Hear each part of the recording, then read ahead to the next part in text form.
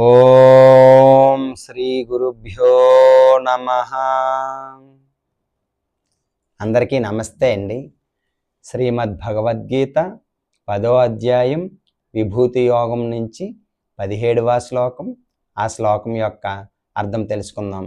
కథం విద్యామహం యోగిన్ త్వాం సదా పరిచింతయన్ కేషు కేషు చ భావేషు చింత్యోసి భగవన్మయా. ఇప్పుడు ఈ శ్లోకం యొక్క అర్థం తెలుసుకుందాం. ఓ కృష్ణ, ఓ పరమయోగి, నేను నిన్ను నిరంతరము ఎట్లా తలుచుకోవాలి, నిన్ను ఏ విధంగా తెలుసుకోవాలి? ఓ భగవంతుడా, ఏ వివిధ రూపాలలో నిన్ను నేను స్మరించాలి?